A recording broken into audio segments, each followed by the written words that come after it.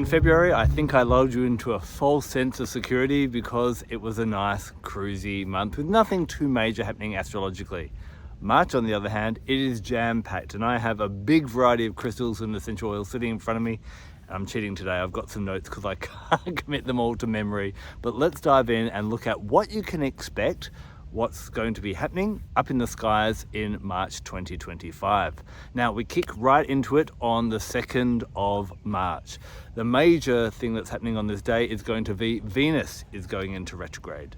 Now, Venus is to do with love, and this can cause us to have some challenges in our romantic relationship, but Venus is actually a lot more broader arching than that. It can actually allow many different relationships to run into some troubles. And what's the lesson that's available here? Well, this is a chance for you to do a bit of a cost-benefit analysis of each relationship in your life. Sometimes we're friends with people just because we've always been friends with them, and this is a really great time to kind of maybe let go of some people that aren't serving you in the life to make room for some new beautiful people coming into your life as well. This is also a great time to look at how you're spending your money and your finances, because sometimes we can be spending our money in reckless places as well. Now, one little side note on Venus retrograde: while Venus is in retrograde for the next few weeks, you definitely don't want to go doing anything changing in style, changing your hair, changing your home, redecorating, anything like that, because often the decisions you make are in poor taste and you regret them when Venus goes direct again. So to help us keep in flow and balance and to navigate this lesson that Venus is offering us as she exits out of our energy system while she's in retrograde, we grab our turquoise. Now, turquoise, as well as all other copper-based minerals, so that's things like chrysocolla, malachite, azurite, all that kind of family, shadowkite. These can all be really, really great for helping us to just go with the flow and allow love to flow where it's meant to, not forcing things. And often we find ourselves to be in relationships where we're forcing something, where we're trying to make a relationship work. Turquoise can allow energy to flow a lot more with ease, and it's great for not only that in the romantic or the relationship sense, but also in money as well. This is a great one for helping to get all energies flowing really, really cleanly and really, really with ease. So if something is not flowing properly, now is the time to come to that realization. Events may happen in March to allow you to realize that, and then you can start to make the changes and shift your energy, time, and attention to those that really deserve it and will be beneficial to you, and you can be beneficial to them. Pair that with Bergamot mint. Now, Bergamot mint is a really soothing mint, and you often don't hear about mints being soothing, but this is a really one that just allows us to go with the flow. It's quite refreshing. It allows us to feel comfortable with things. It's really great for helping us to not stress about money, also not stress about relationships. It is a great one for sex, that not to kind of get too caught up in your head about how you are being in the bedroom. It's just let everything go with the flow. So really, that's our real essence in March. With so much happening, you definitely want to go with the flow as much as possible. Now, not only are you going to have problems with relationships that'll come up and show you that there's an issue with this relationship, and you can kind of do that analysis, but also past mistakes are going to come up and haunt you. Around the 2nd of March, Medusa also goes into retrograde. She is an asteroid, a prominent asteroid, that can have an impact on some of us, especially those that are a bit more sensitive to energy. Now, the lesson of Medusa is these past mistakes come up so that we can face them head on, confront them, and no longer have them kind of have power over us. So if you've made a mistake or you've done something wrong and you've kind of been burying that for a while, now is the time when it comes back up to go, right, I'm going to own my mistakes, I'm going to learn from my mistakes, and I'm going to be better than my mistakes in the future.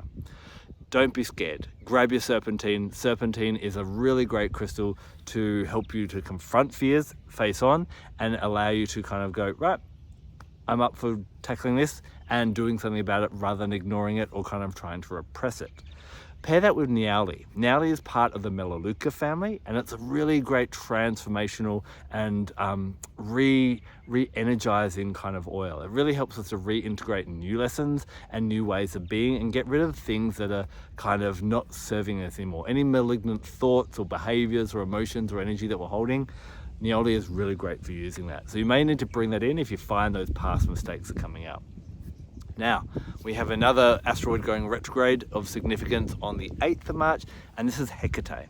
Now, Hecate is a very ancient goddess. She is said to be the all-knowing. She sees everything that has happened, is happening, and will happen upon the earth. And her energy and where we find her in our birth chart dictates where we find answers and how we find answers and go about finding answers. Now, as she pulls her energy away during her retrograde, you may find that you're feeling a bit like, oh, I don't know quite what to do.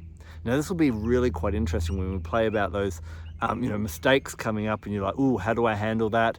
And also relationship issues kind of rising up. You might be wanting to go and ask other people. But what Hecate retrograde really wants you to learn is how you can rely on your own inner knowing. A lot of the time we know the answers, but there's too much noise going on that we don't actually get to listen to ourselves. This is where you want to bring out your Black Moonstone. Black Moonstone has that really meditative, quiet, introspective energy. And by meditating with this when you're not too sure what to do, it's going to really help you to find your own answers rather than asking other people to find them for you. Magnolia is the oil I've chosen to work with this time. Magnolia is an ancient tree, just like Hecate is an ancient goddess. Very calming, very soothing, but yet very wise. And when you work with Magnolia, it allows you to go into that relaxation state to find those answers as well. Now, the next thing that's happening on the 14th of March is a full moon in Virgo, but this one is a special one. It's a blood full moon. So we are going to have a full eclipse, and if you're in the right place at the right time, you will actually see a red blood moon rather than just the white glowing full moon. Now, blood moons allow us to really go in deep and look at what on a cellular level, on a primal level, on an animalistic level, our body needs. Now, being in Virgo, that's to do with our physical health. This is a really interesting contrast here because Virgo moons are always about dealing with our physical well-being, and blood full moons are all to do with our spirituality and what is our biggest spiritual quest. So this is really about honoring our body and making sure that your body is in tip-top shape to carry you through your spiritual quest. It's time to honor your body, celebrate your body, and make some hard calls and changes if you've been kind of dilly-dallying around and not really kind of improving your health and making the changes that maybe you know that you should.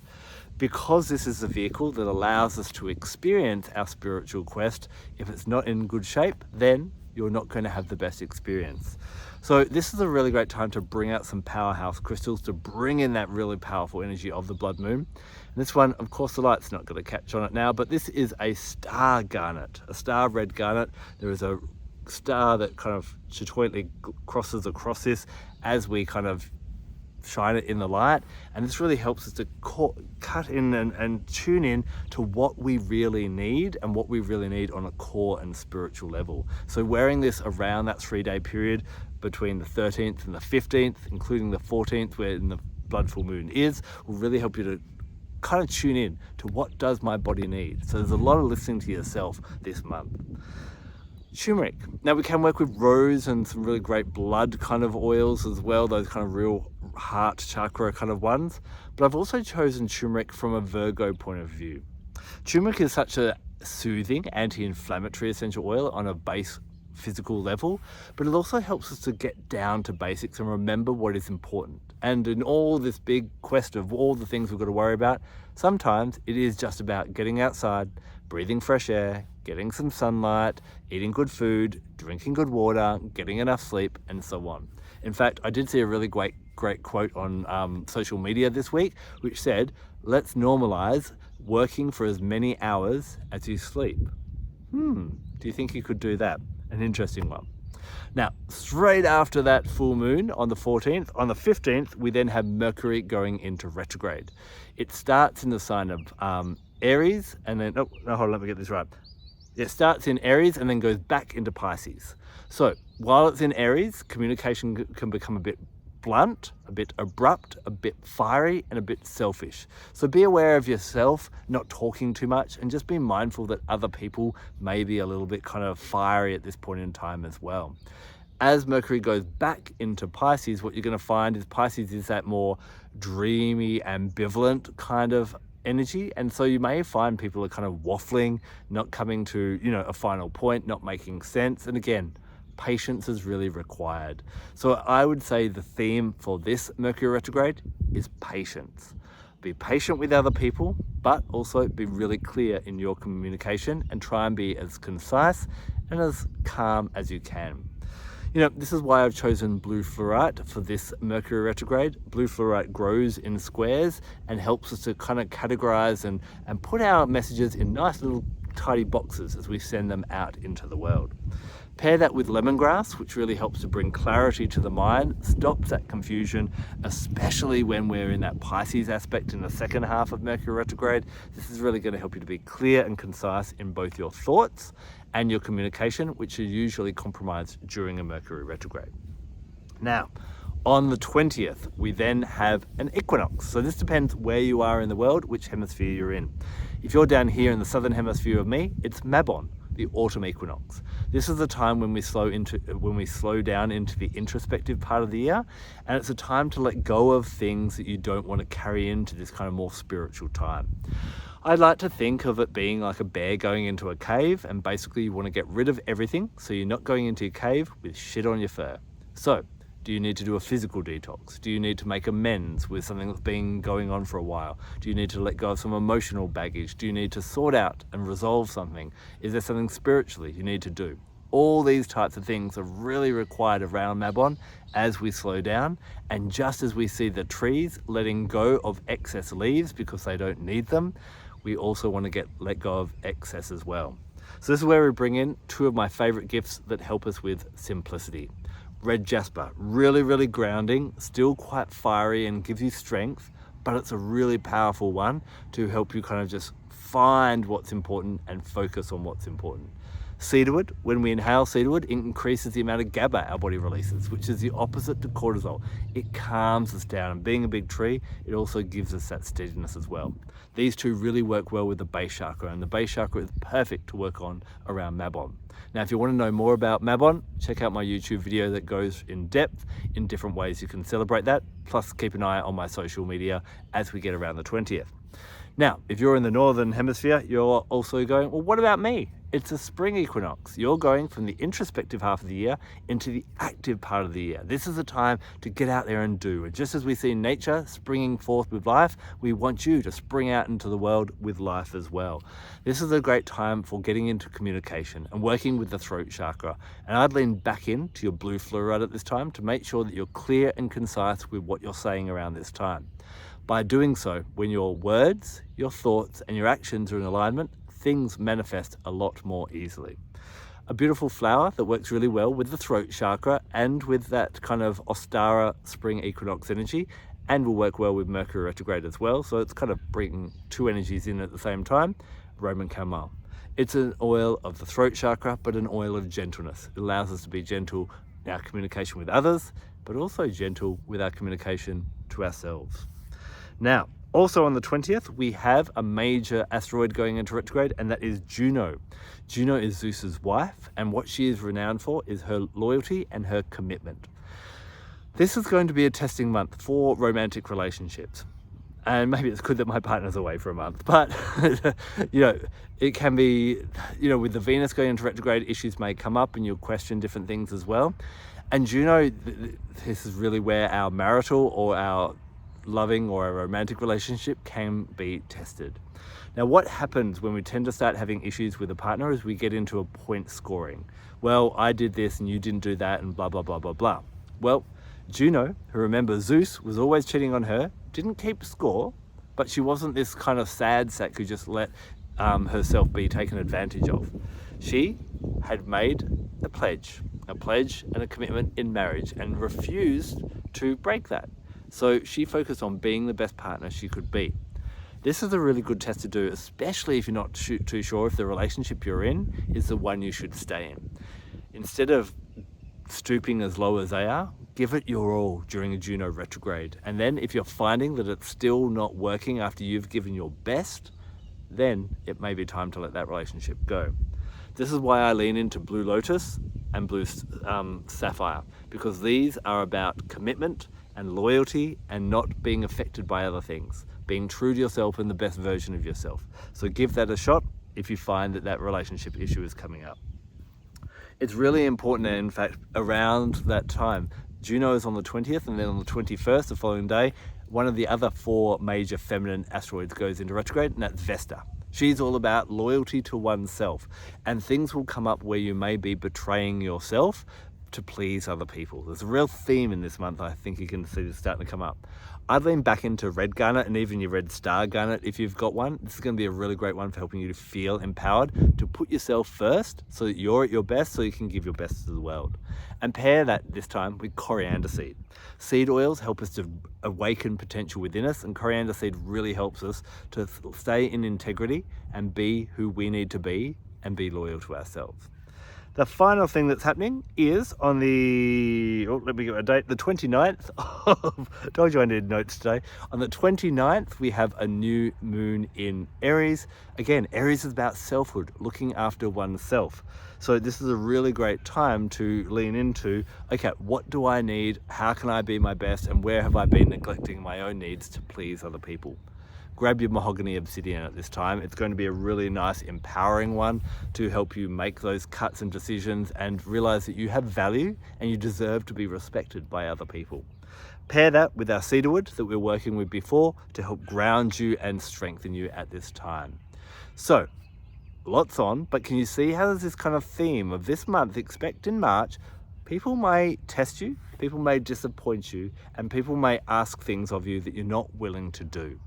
These are all tests to work out, are these the right people to have in my life, to be in relationship with, and am I betraying myself to just try and keep other people happy? So, in summary, I will have it written down below in the notes as well, but I'm going to cheat off my notes now. Venus goes into retrograde on the 2nd, and this is where you're going to need your turquoise and your bergamot mint, as well as Medusa also going into retrograde at this time. Grab your serpentine and Niaouli, not Neroli, Niaouli, Niaouli. Spelling's down below as well. So this time relationships are going to be tested, and also mistakes from the past are going to come back to haunt you. Around the 8th, you're not going to feel that you know what to do. You're going to, where do I find the answers? Who can give me the answers? The secret is you know the answers. Just shut up and listen. Black Moonstone and Magnolia will help you as Hecate goes into retrograde. On the 14th, take advantage of that powerful blood moon in Virgo. It's really a time to bring your body and your physical well-being up to 10 out of 10. Optimize it so that you can really, strive for this. And it's really important probably to write this down, because in 2026, there's another blood moon in Virgo, and you can kind of double up on this as well. So this is where you need just your red garnet or your star red garnet. Rose is going to be a beautiful oil, but you can also bring in turmeric as well. Mercury in retrograde, remember, people are going to be a bit feisty, people are going to be a bit fiery, they're going to be a bit selfish, and then as it moves into Pisces, they're going to be a little bit waffling. And so get your blue fluorite and your lemongrass out then. Mabon, if you're in the southern hemisphere, simplify down with red jasper and cedarwood, and start getting active if you're in the northern hemisphere with your blue fluorite and Roman chamomile. Start planting those seeds of desire, sending that vibration out into the world. Juno on that day will also go into retrograde, testing you to be the best partner you can be. And on the 21st, Vesta, with Juno, blue sapphire and blue lotus. Juno the following day, being loyal to oneself with red garnet and coriander. And then we have our new moon in Aries on the 29th. Grab out your mahogany obsidian and your cedarwood. Well, the month hasn't even begun and I'm feeling a little bit exhausted, but remember, with all these shifting energies, remember that core lesson of being loyal to oneself. You'll notice that there's a lot of red crystals, which really ground you in your base chakra throughout this month, and that's probably a really nice chakra to focus on this month as well. Remember, follow me on Facebook, follow me on Instagram, and also check out my newsletter. Make sure you subscribe to that at adambarralet.com. That's going to give you more details as these different events come up. You're not going to remember it all today, but anyway, that's your forecast for March. I'll see you again in April. Until then, take care and blessed be.